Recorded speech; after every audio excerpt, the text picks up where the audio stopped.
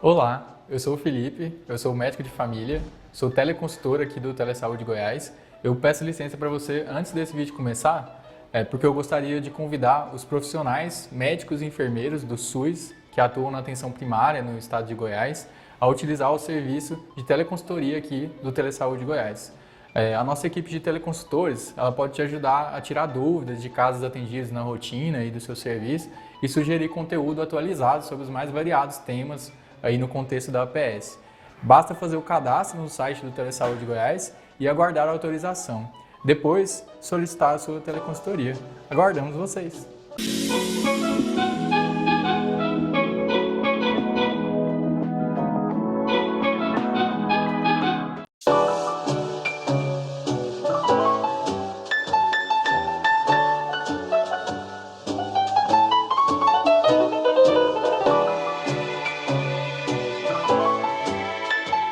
Olá, bom dia, boa tarde, boa noite para quem nos assiste em outro momento. Essa é uma aula gravada. Tivemos um encontro anterior no qual nós falamos sobre treino de marcha, sobre a marcha, a deambulação, a locomoção em si. Bem, professor Charles aqui, falo a partir da fisioterapia e agora falaremos sobre os dispositivos auxiliares de marcha.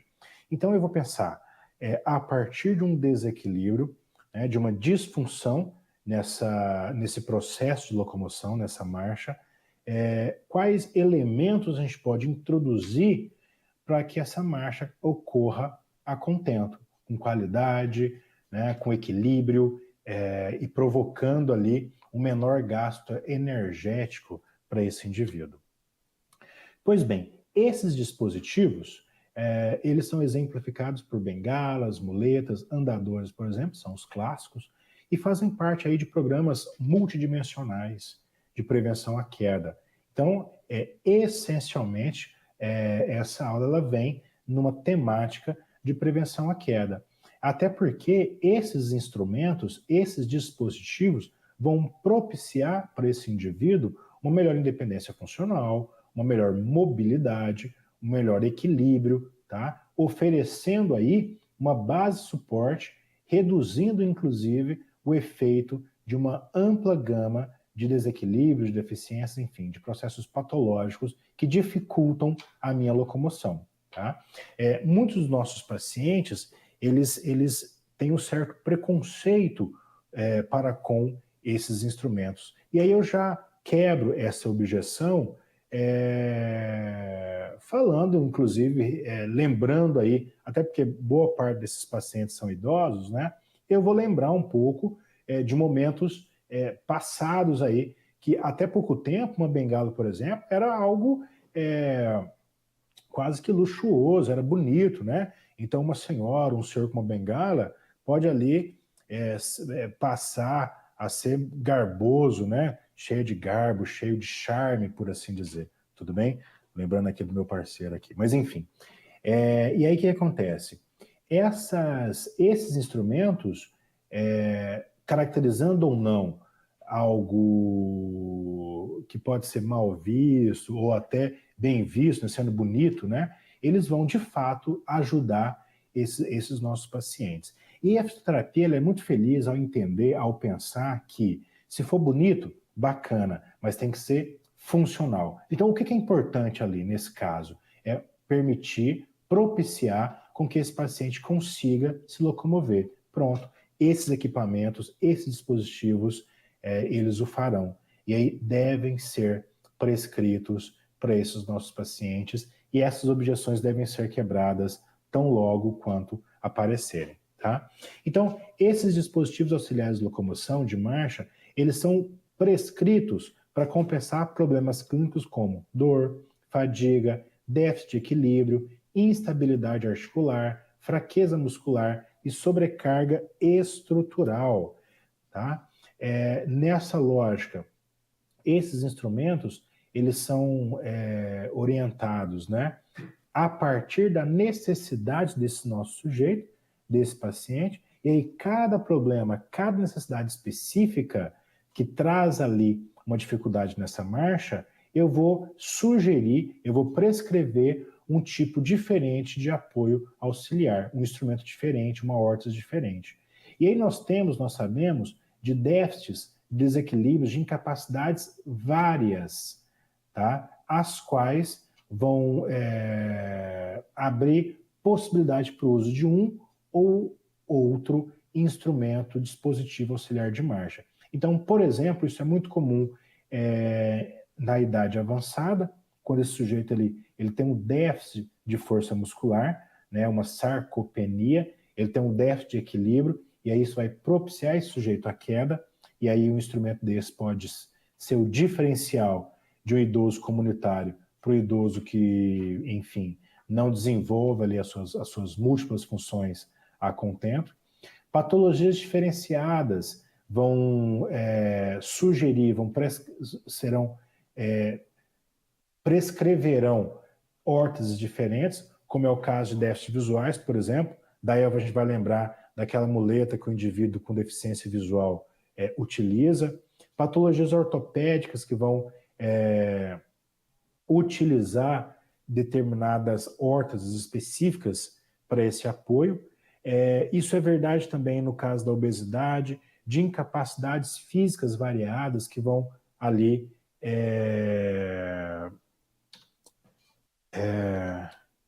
obrigar o uso, na verdade, né, de uma órtese dessa. Já falando um pouco desses exemplos, desses dispositivos. As bengalas, por exemplo, essencialmente todos eles vão fazer o quê? Aumentar a minha base de apoio. Lembrando que o meu equilíbrio, ele se dá a partir do momento que eu consigo deixar o meu centro de gravidade dentro daquela base de apoio que é para mim disponível, tá? Então, se eu tenho um instrumento que aumenta essa base de apoio, logo eu terei um equilíbrio mais facilmente alcançável, tudo bem? Essa bengala, ela diminui até 20% da carga desse membro inferior. Então, um sujeito que tem uma dor no tornozelo, uma dor no joelho, alguma coisa assim, pode e deve lançar mão de uma bengala para melhorar esse impacto, por exemplo, para minimizar, diminuir aí essa carga. Essa bengala ajuda também na aceleração e na desaceleração da marcha, ou seja, nessa cadência, né, todos esses processos que a marcha vai desempenhar. E aí nós temos variações de empunhadura, né, como é que eu coloco ali, como é que eu seguro essa bengala. Algumas delas eu gosto, inclusive, de usar essas, né, de prescrevê-las, as que tem, inclusive, alguma coisa que fixa aqui no meu punho, que eu posso, né, não perdê-la tão facilmente assim, não deixá-la cair, enfim, com qualquer declive, assim, por assim dizer, né? Qualquer coisa que eu faça com a minha mão, essa bengala caia, tá? A base dela, nós temos a bengala com pé único, tá? E nós temos aquela com 4 apoios. Eu vou mostrar uma figura para você. Essa aqui é aquela bengala que ela sozinha ela já fica em pé. Então, determinados sujeitos, eles podem lançar a mão dessa funcionalidade, tá? No que diz respeito à função, já falamos um pouco disso. Melhora o equilíbrio, diminui a dor, à medida que eu diminuo a carga, o impacto, né? Aliviando então essa descarga de peso. Eu vou compensar um déficit de força, rastrear o meio ambiente, e aí para o indivíduo com deficiência visual, isso é por demais oportuno, tá? Mas não só esse, para o idoso que vai ali, né, sentindo como é que está esse caminho, isso é muito interessante. A adequação, sempre me perguntam, boa parte dessas bengalas, sobretudo as mais novas, elas são ajustáveis, isso é muito interessante. Haja visto que nós temos tamanhos bem diferentes aí, né? E aí me perguntam sempre a altura dessa bengala. E aí a dica fantástica é a altura do trocânter maior do fêmur. Então você vai palpar aqui no seu quadril, né? Lá o trocânter maior, e essa bengala, a empunhadura dela deve estar ali. De modo que o cotovelo ele fique levemente fletido, né? De modo que eu tenha um joguinho, né? Para fazer esse movimento aqui, né? Que é quando eu vou de fato jogar força ali para manter o meu equilíbrio, né? E permitir uma marcha a contento, tá? Normalmente, via de regra, eu utilizo a bengala na mão contralateral ao membro lesado. Ou seja, eu tenho uma lesão, eu tenho um déficit no meu membro inferior esquerdo. Então a bengala ela vai ser utilizada na minha mão direita, de modo que, ao apoiar o pé esquerdo, a dissociação de cinturas leva a mão direita para fazer esse apoio. Ou seja, eu apoio o meu peso no meu membro inferior lesado e na bengala. E aí posso fazer o balanço com o meu membro inferior direito sem grandes problemas. Tudo bem? Eu devo atentar para um bom apoio das mãos, a altura correta, já falamos isso, ao nível do punho, quando em pé, tá? Na verdade, um pouco acima, eu prefiro falar ali no trocânter maior. Uma escolha correta de material, são interessantes elas, as mais leves, as mais resistentes, claro. Hoje a engenharia médica, por assim dizer, é por demais evoluída, então nós temos materiais fantásticos. Ela não deve suportar o peso corporal como um todo, né? Eu não jogo todo o meu peso ali, né? Cuidado com a borracha da ponta, então eventualmente a gente troca aquele apoio mais inferior, mais distal dela, né? Então essas borrachas com o tempo elas ressecam, enfim, tá? Usar sempre do lado contralateral ao lado deficiente e cuidados com o solo, né? Eventualmente há alguns deslizes acidentais, né? Você apoiar a bengala em alguma superfície, num tapete, por exemplo, e aí isso pode incorrer em um risco. Bem, aí nós temos algumas figuras que vão mostrar essas bengalas. Algumas vocês podem ver são bem interessantes, né? Empunhaduras diferentes, empunhaduras retas, empunhaduras em C. Falamos um pouco disso, né? Eu falei anteriormente, vou mostrar aqui, essa borrachinha que fica aqui distal a ela, tá? Hoje, nessas lojas de produtos fisioterápicos, você compra só ela, por exemplo, para trocar, tá? Caso você use muito, e a ideia é, de fato, usar bastante, né? Fazer com que esse idoso, caso seja um idoso que utilize, possa se locomover livremente aí, caracterizando, então, o idoso comunitário, tá? Aqui, nós temos aquele outro modelo que vai ter uma base quadrangular, então ela sozinha ela já fica em pé, legal, então ela vai conferir um apoio maior para esse indivíduo.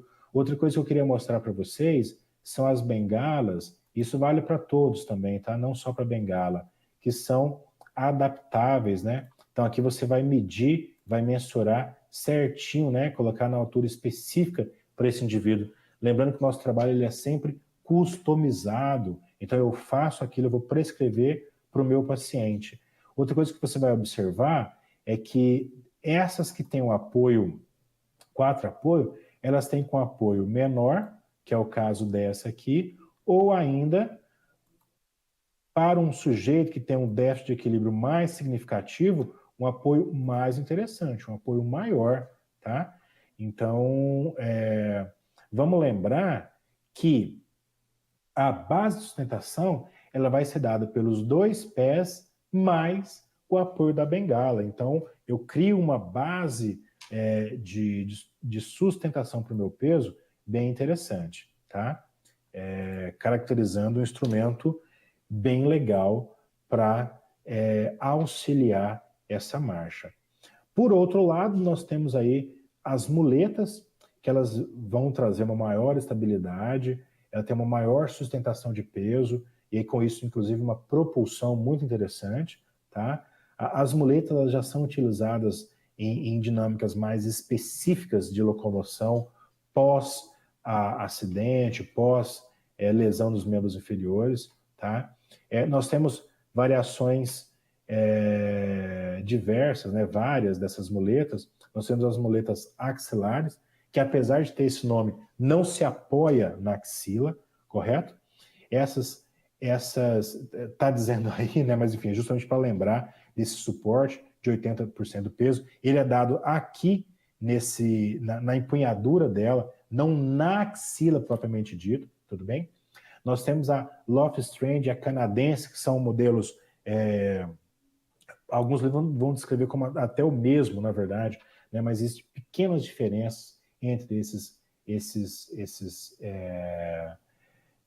dispositivos, né? Então, são aquelas, eu vou mostrar a figurinha para vocês lá, que vão suportar o peso tanto aqui no meu antebraço quanto na empunhadura, tá?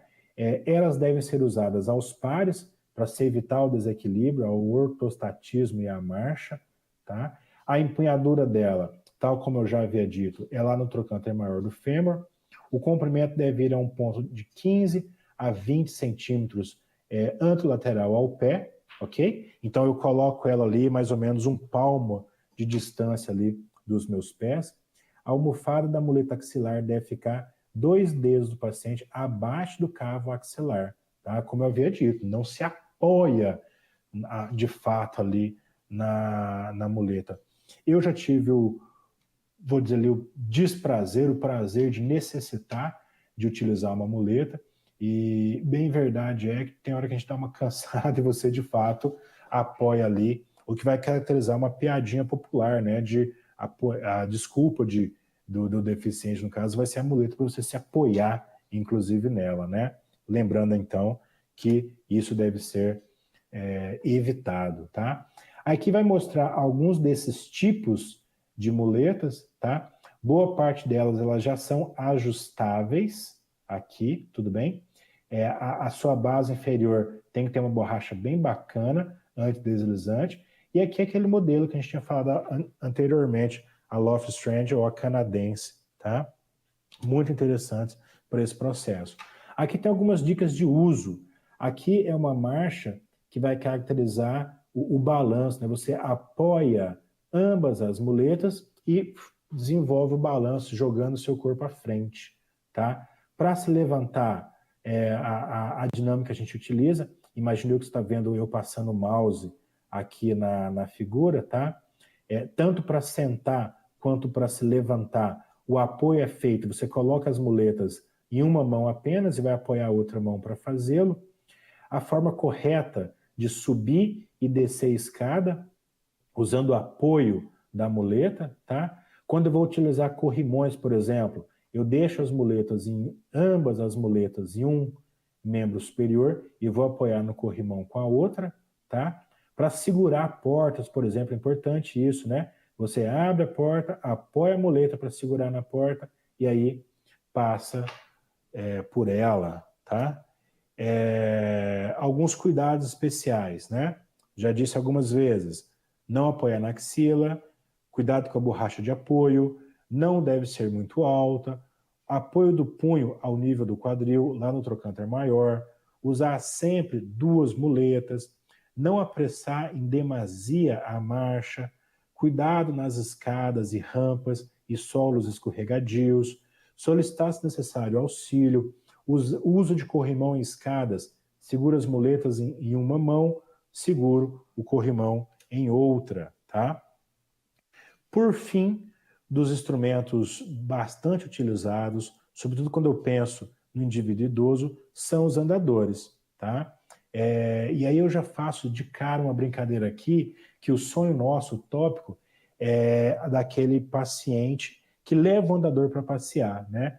O indivíduo vai lá, levanta o andador e sai caminhando com ele, aí depois vai lá e apoia. Esse, para nós, é o paciente mais delicioso, né? Ou seja, já está um paciente forte o suficiente para fazê-lo, né? Mas, enfim, antes disso, vamos falar, então, de como é que esse dispositivo ele é e foi desenvolvido. Pois bem, andador, 4 apoios, né? Então, eu tenho lá o apoio do meu corpo, dos meus membros inferiores, mais 4 pontos, o que vai caracterizar um apoio extremamente eficiente para esse paciente. Então, ele fornece uma base mais larga, mais estável para esse paciente, quando necessita de um auxílio de equilíbrio mais significativo, por assim dizer.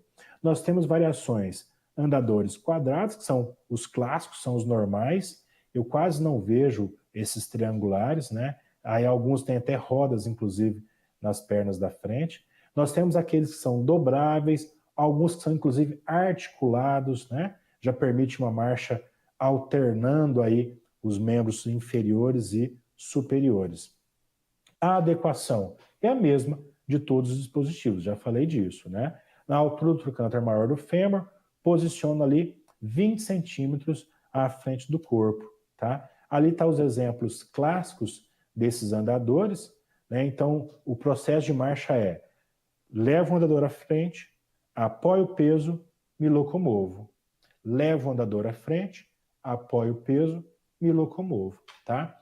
Alguns deles, nesse processo de levar o andador à frente, eu posso pura e simplesmente inclinar ele anteriormente e deslizar com o uso das rodinhas, né?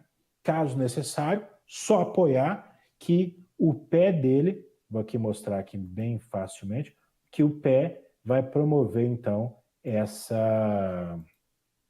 esse freio, por assim dizer. Tudo bem? E aí alguns deles têm inclusive um suporte, um apoio ali para caso seja necessário, tá? Esse andador, ele vai até lembrar ali das barras paralelas, né, já que eu tenho um apoio, um suporte bem significativo. Eu não havia dito, mas nós temos pacientes que podem eventualmente até usar 2 bengalas, por exemplo. Não é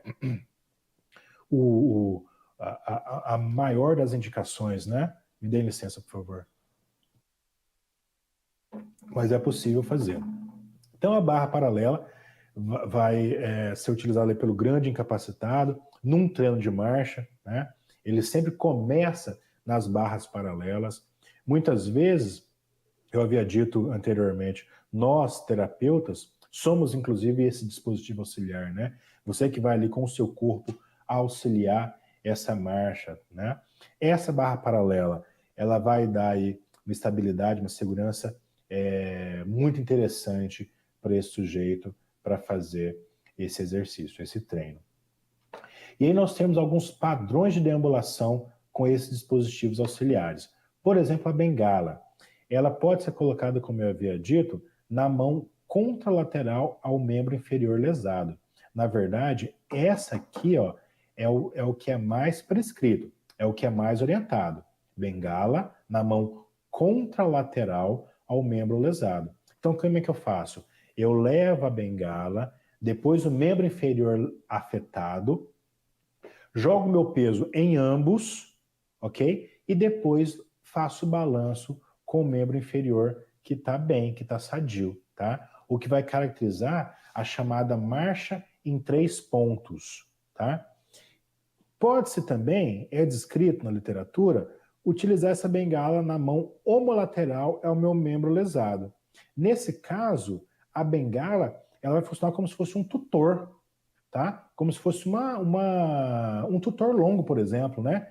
Então, o que eu vou fazer? Eu levo a bengala e o membro inferior afetado, então eu estou lá com o meu membro inferior esquerdo machucado.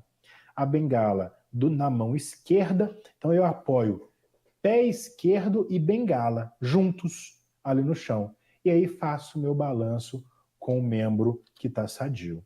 Tudo bem? E aí, nesse caso, eu vou classificar ali como 2 pontos apenas, né? Uma marcha em 2 pontos, né? Então, um ponto vai ser dado pelo apoio da bengala e do membro inferior, tá?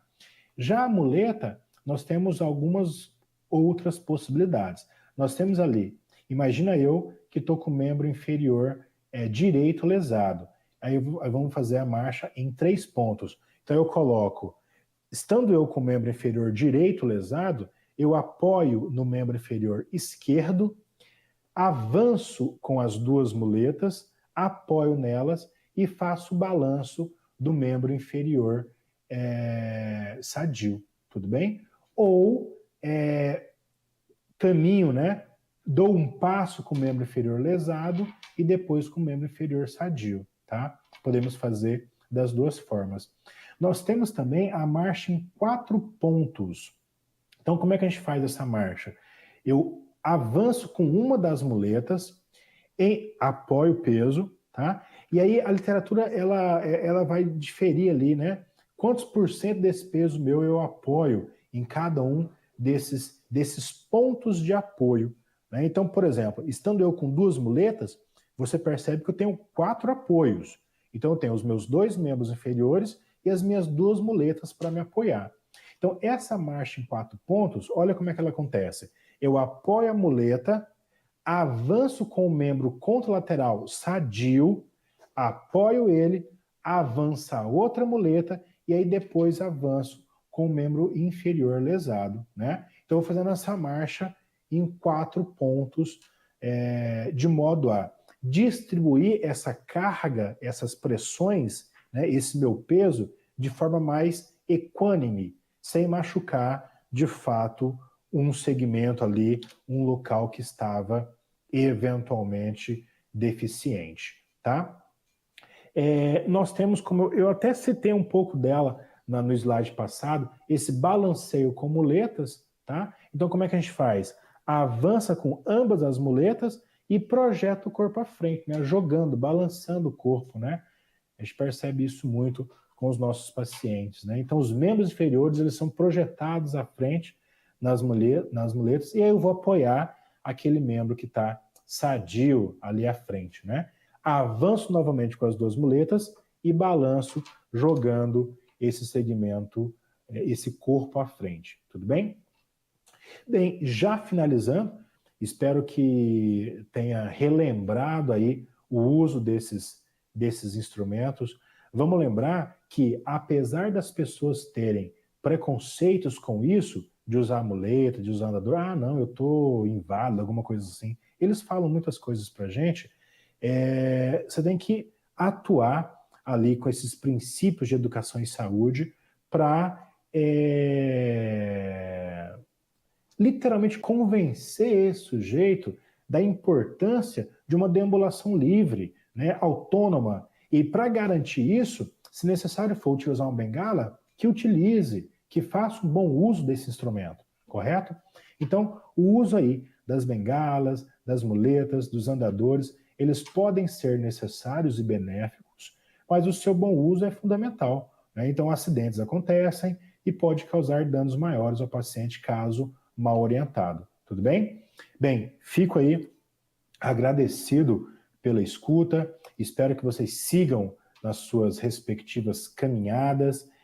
Se necessário for, utilizem instrumentos para favorecer, para facilitar essa caminhada aí. E é isso. Fiquem bem, saúde e paz, boa caminhada. Até breve.